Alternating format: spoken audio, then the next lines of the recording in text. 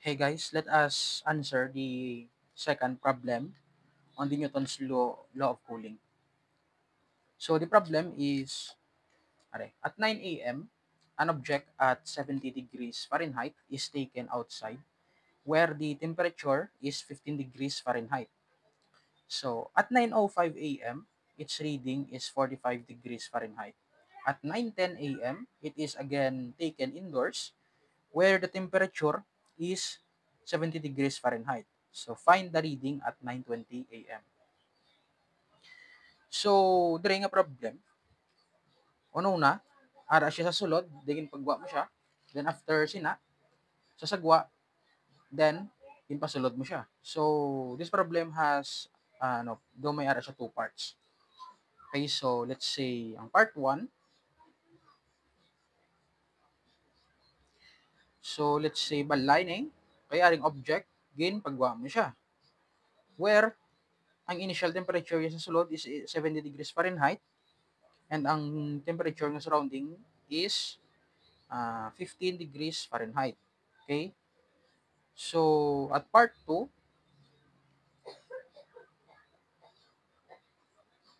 so from the outside, ginpa, sulod ta siya. Where the temperature again is 70 degrees Fahrenheit. So, dire, ang ari nga part, natabo ni siya at 9 a.m. hasta sa time ngin balik siya at 9:10 a.m. Okay, 9:10 a.m. Ari natabo ni siya at 9:10 a.m. sa ginpasulod, tapos pangitaon ta ang temperature at 9:20 a.m. Okay? So the problem regarding diri is ang ato na nga nga equation is T as a function of time. So temperature sang body will be equal to the surrounding temperature plus A times E raised to K times T. So ang A kag K amo siya aton nga ginapangita nga anon para ma-solve ang problem. So sa sugod-sugod, sa part 1 ang temperature sang surrounding is 15 degrees Fahrenheit. Kay ginhalin sa sulod gipagwa na siya. Then sa part 2, ang iya naman nga surrounding temperature is 70 degrees Fahrenheit kay ginbalik na siya sa sulod sang balay or sa indoors. So ang silingon, kinanglan ta analyze separately ang ari kag ari and they are also connected.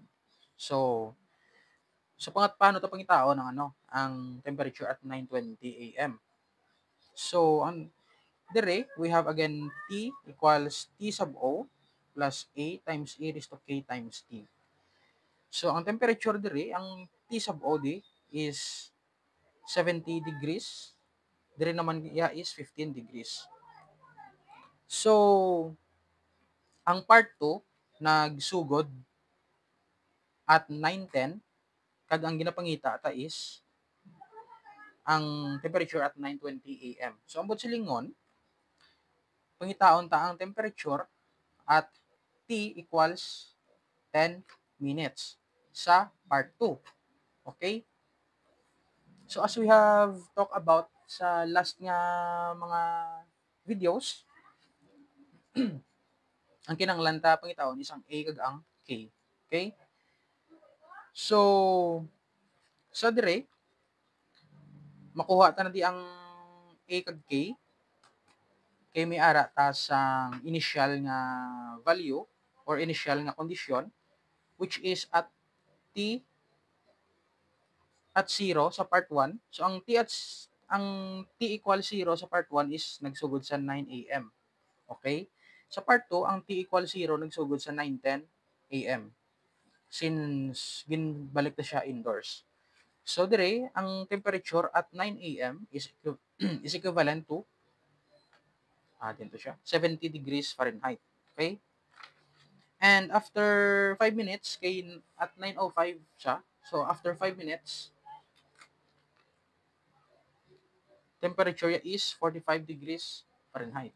So 45. Ano naman siya? So, magamit ni siya para makuha ang A, magamit ni siya para makuha ang K. Okay? So, diri naman,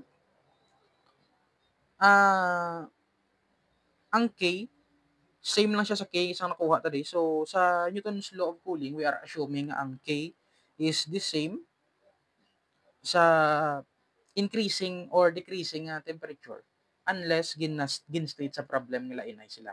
So, diri assume ta nga parehas. So, may nakuha na tadi nga K. So, same tadi sa K. Pero ang A di, wala ta kabalo kung pila. So, adre, ang T equals 0 today is at 9:10 a.m. Okay? Since ginbalik ta siya at 9:10 a.m. sa sulod sang house or indoors. So, ang T equals 0 ta is 9 a.m. So, need ta mabalaan ng temperature. So, kinahanglan ta mabalaan ng temperature at 9:10 a.m. para makuha ta ang A sa part 2. Okay? So, dire, ang A sa part 1 kag A sa part 2 is lainay. Ang temperature surrounding sa part 1, temperature surrounding sa part 2 is also lainay. Kay area outdoor ni area indoor. Ang K is same material, so same lang. Kaya wala man nakastate sa problem nga lainay ang K. So, let us assume ang K is parehas sa duwang cases. Okay, so, again, kinahanglan ta para makuha ang A is ang T at equal 0 nga time. Then, ang K is temperature at another nga time. Dire, may K na ta. And again, pangitaon ta ang A kung pila. So, pangitaon ta ang T equal 0 at 9:10 a.m. So, paano to makuha ang temperature at 9:10 a.m.? So, ang kwaon tadi is ang T equals 10 nga temperature. Since ang 9:10 a.m. sa part 1 is T equals 10 minutes. Okay, so this is part 1. So, dire is T equals 0 sa part 2. So at part 1, we have T equals T sub O plus A times E raised to K times T. So, T equals, ang T sub O again di is 15 plus A times E raised to KT. So, T at initial day is 70. After 5 minutes, naging 45 degrees Fahrenheit na lang. So, gamiton, para makuha ang A, we have 70 ang temperature. So, temperature is 70 equals 15 plus A times E raised to 0. K ang theta is 0. So, K times 0 is 0. So, this is T equals 0 nga condition.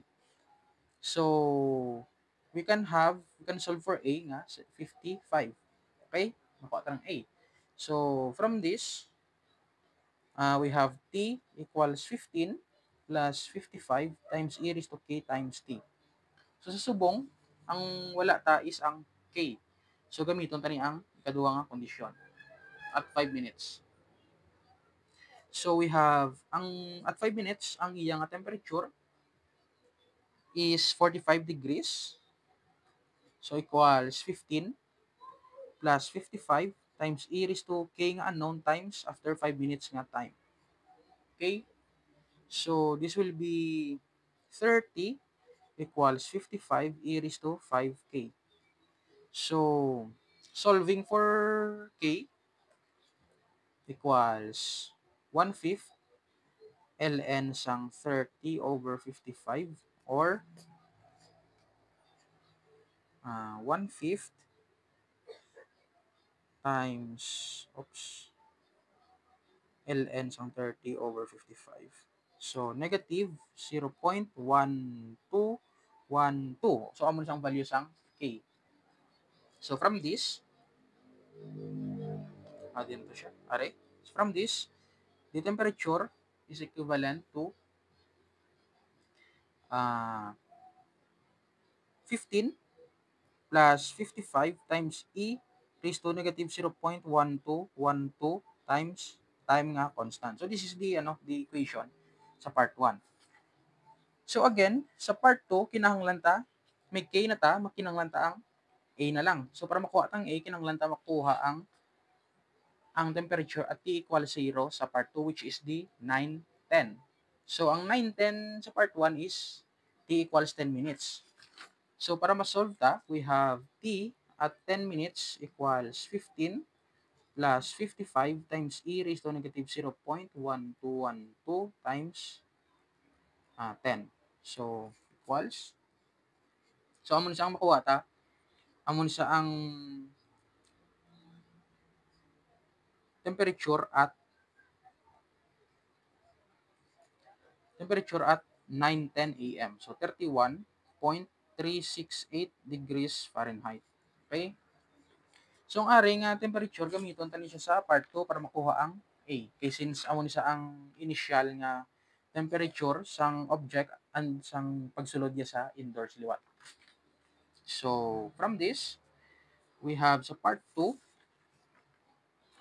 TO tayo 70. So, T sa part 2 equals 70 plus, so ang A, amo na siyang unknown, times E, ang K is the same lang liwat. So, negative 0.1212 times time. So, initially, at 9:10 a.m., which is the T equals 0 sa part 2, kaya amo na siyang time ginbalik na ang object. So, equal siya sa, amo ni, 31.368 plus A times E raised to 0. Okay, so T equals 0 na siya at 9:10 a.m. sa part 2. So,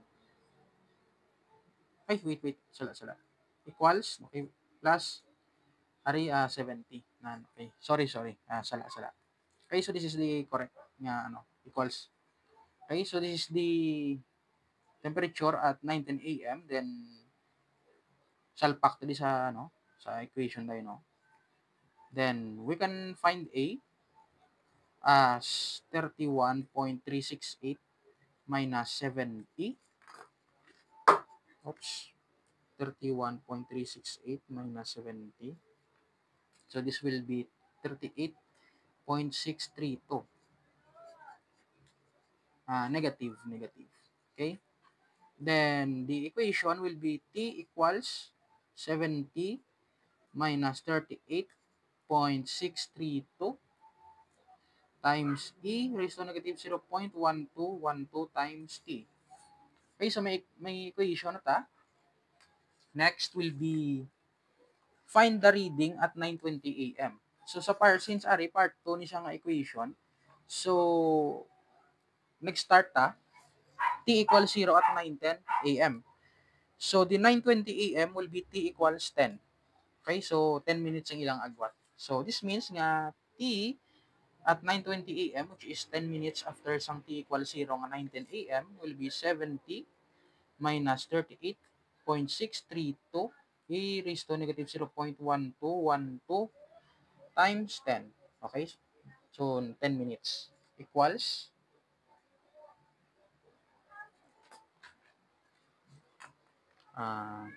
70. So, calculator na lang diretso.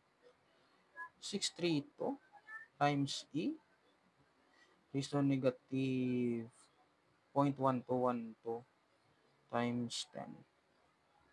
Okay? So, the answer is 58.5 degrees Fahrenheit. Okay? So, ako ni siya nga nga answer sa problem. 58.5 degrees Fahrenheit. So, let us review. At 9 a.m. to 9:10 a.m. ara siya sa sagwa. At 9:10 a.m. and onwards ara siya sa sulod, ginbalik siya sa sulod. So again, para makuha ta ang A, kinahanglan ta ang temperature at T equals 0. So sa part 1, ang temperature at T equals 0 is amo na siya ang temperature niya at 9 a.m. Sa part 2, that would be ang temperature niya at 9:10 a.m. Okay? Next is para makuha ta ang K, i-utilize ta ang gin-state nga kondisyon nga at 9:05 a.m. ang i-rating ko no is 45 degrees Fahrenheit na lang.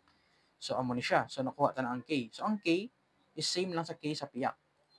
So dire para makuha ta ang A, kinahanglan ta makuha ang temperature niya at T equals 0 at 9:10 AM. So, utilize tani ang ari nga nakuha ta nga equation, which is ari.